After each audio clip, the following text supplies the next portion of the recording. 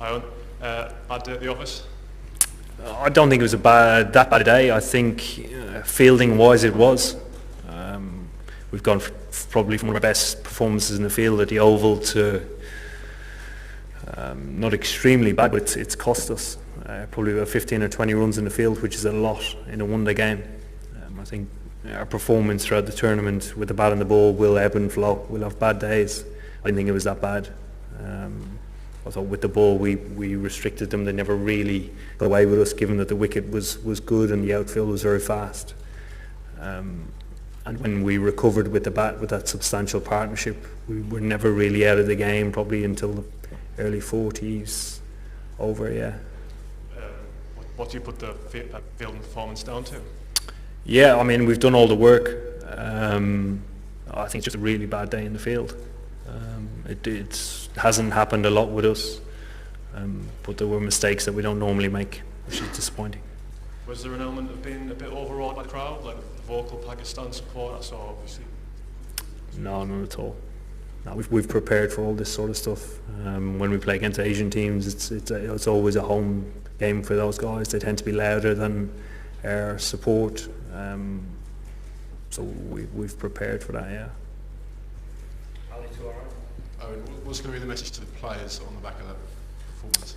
Yeah, there are some really good positives to take out of our batting and our bowling, but fielding is an attitude thing.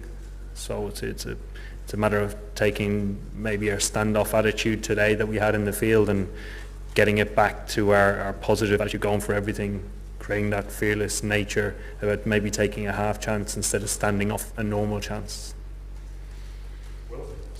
And presumably chasing 350 odd, if I told you that two of your best batsmen were going to get 100, you'd still expect to chase it. Something else has gone wrong there, hasn't it?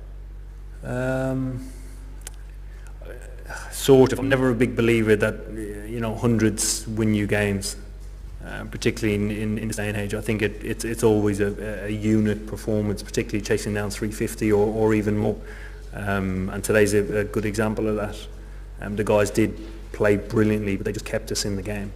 They needed more help from either the other four in the top six or guys down the order. Can you pass the microphone to Vish behind, and then to Stefan?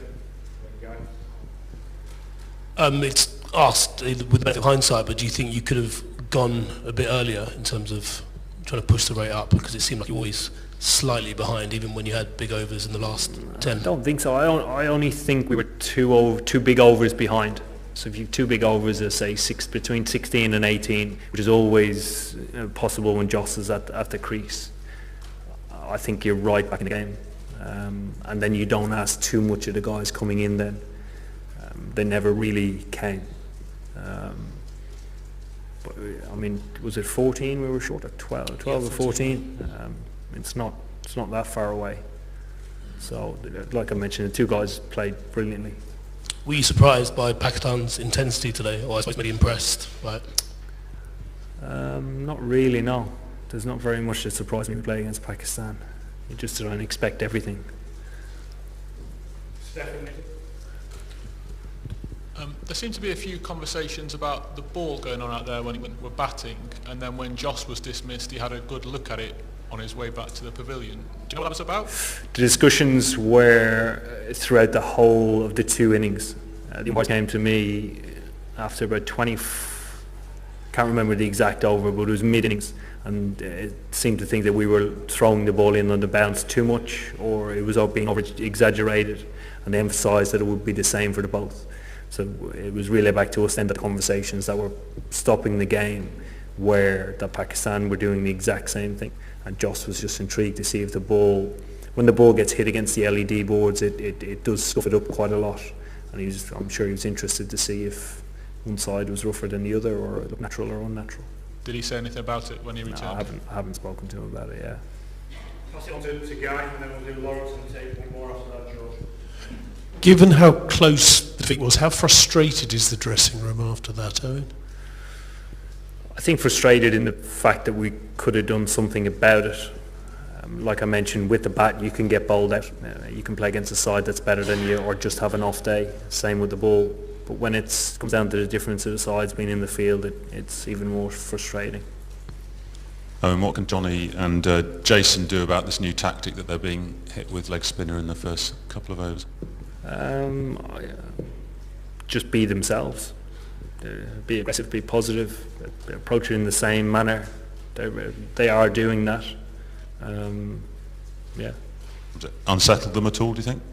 No. We talked about it before today's game that it might happen again. Actually surprised a little bit that Matt didn't play. So we talked about him potentially taking the new ball. Last one, George. A bit of a struggle with the over 8 again. Is that because Adil couldn't get through all 10 overs, and is that going to be a problem going forward?